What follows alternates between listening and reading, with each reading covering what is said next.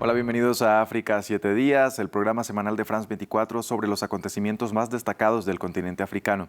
Mi nombre es Andrés Mesa Muñoz y estoy aquí en reemplazo de mi compañera Amal Benotman. Vamos con los titulares.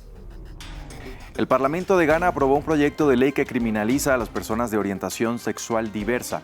Aunque las relaciones entre personas del mismo sexo ya estaban prohibidas, ahora identificarse como LGBT o promover el apoyo a la comunidad podría castigarse con penas de hasta 10 años de cárcel. Echamos un vistazo a las legislaciones del continente en esta materia. Kenia y Haití firmaron un acuerdo que permite el envío de 1.000 efectivos kenianos a la nación insular para combatir la inseguridad, pero el pacto ha enfrentado trabas y críticas por falta de reciprocidad entre ambas naciones y el largo historial de violaciones a los derechos humanos de la policía del país africano. Y en Costa de Marfil, una asociación que enseña rugby en los barrios más pobres de la capital no solo está promoviendo el aprendizaje por este deporte, sino que está cumpliendo una función social al lograr que los niños vayan a la escuela. Un equipo de France 24 llegó hasta allí para mostrarnos cómo se desarrolla esta labor. Vamos a empezar en Ghana, que se suma a la ola de países en todo el continente que tienen legislaciones que criminalizan a las personas LGBTI y quienes las apoyen. El Parlamento aprobó un proyecto de ley que fue presentado hace 3 años en este país religioso de África Occidental, donde las relaciones homosexuales ya eran ilegales. Ahora cualquier persona que se identifique como LGBTI podría pagar hasta 3 años de prisión. La normativa castiga con 5 años la promoción, patrocinio o apoyo a actividades LGBT y con 10 años las campañas LGBT dirigidas a niños, una política que perpetúa la discriminación y la exclusión de las minorías sexuales. De los 54 países de África que son reconocidos internacionalmente, más de la mitad, un total de 30, criminalizan la homosexualidad. Entre ellos están Argelia, Túnez, Libia, Senegal, Nigeria, Kenia, Tanzania, Zimbabue y Mozambique, solo por mencionar algunos. Las leyes anti-LGBTI y los castigos varían en cada país. En Mauritania, Sudán y Uganda, por ejemplo, se contempla la pena de muerte. ¿Por qué las personas LGBTI enfrentan tanta oposición en África? Se lo preguntamos a Jesús Romero Corte. Él es periodista especializado en internacional y colaborador en las plataformas Puerta de África y África Mundi. Bueno, África es un continente complejo, pero sí que hay líneas que unen a los distintos países. Y en este caso, la persecución en muchos países y la criminalización del grupo LGTBI es común a 30 de ellos, como tú has comentado. Son distintas vías por las que llegamos al mismo punto, y una de ellas es el peso que tienen en muchos países los sectores religiosos conservadores, ya sean musulmanes o sean cristianos. En este caso, esa ola de represión viene sobre todo por países de mayoría cristiana, donde el sector católico tiene un peso muy fuerte y normalmente son sectores reaccionarios. No es un cristianismo abierto, un cristianismo como el que predica en estos casos el Papa Francisco, sino que es una variante mucho más conservadora en Uganda, en Kenia o en este caso en Ghana. Si bien las creencias religiosas también tienen peso en América Latina, ¿qué hace que el trato hacia las personas LGBTI en esta región no sea tan radical, al menos en materia legislativa, como lo es en territorio africano? Jesús Romero nos explica. Sí, también son contextos distintos. En África sí que es verdad que muchos de estos países traen una herencia colonial muy fuerte, y una iglesia muy fuerte, muy reaccionaria, y tienen mucha implantación. La familia tiene un rol muy importante en las relaciones homosexuales. En Uganda, el propio presidente considera la homosexualidad como una aberración propia de Occidente que viene a atentar contra las propias raíces de la sociedad ugandesa.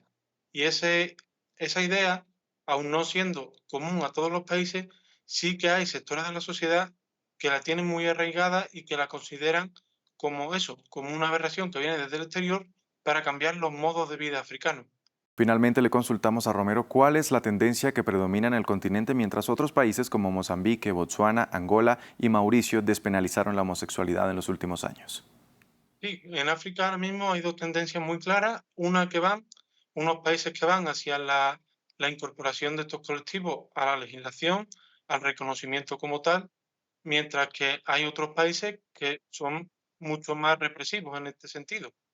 En el caso de los países que se han abierto en los últimos años, está Gabón, está Angola, que han despenalizado las relaciones homosexuales y también el que tú comentabas.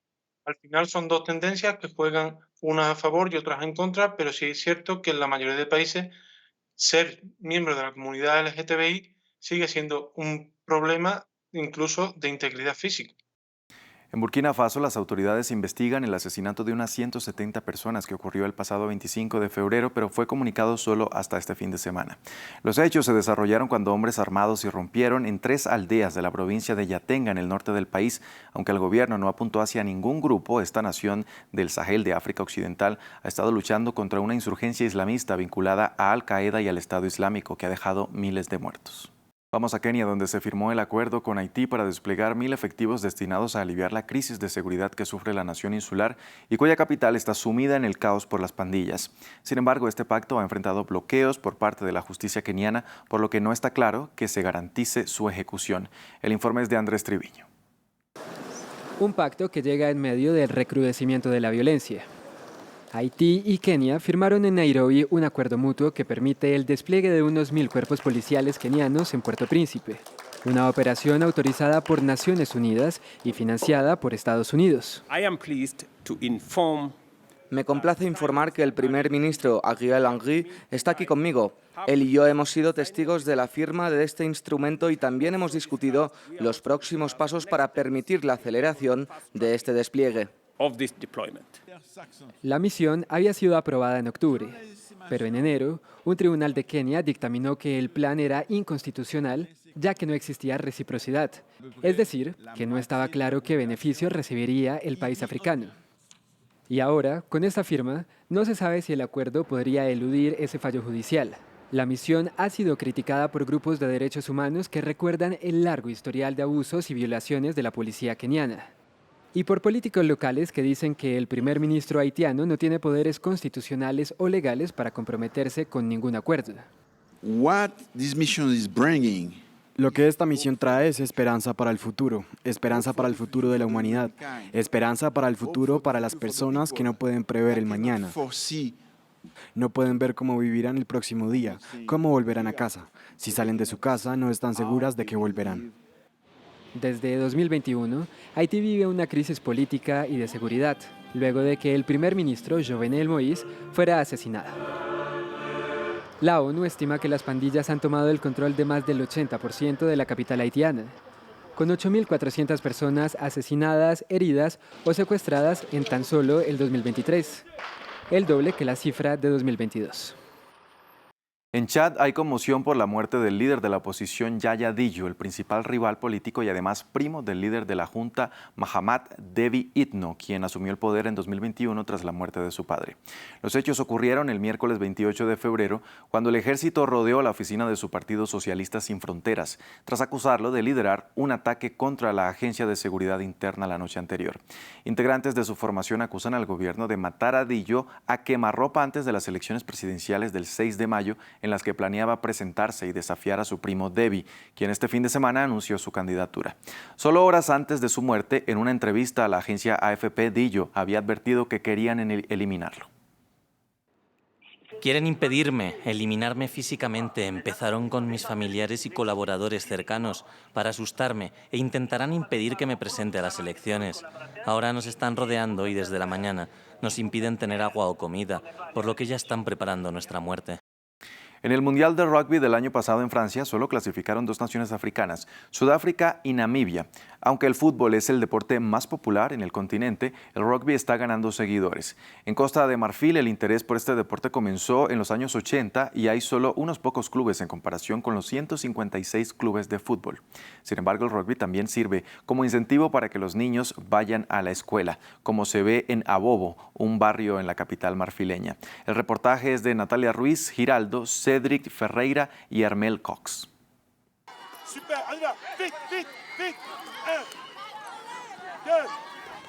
Herman enseña las bases del rugby a estos pequeños marfileños.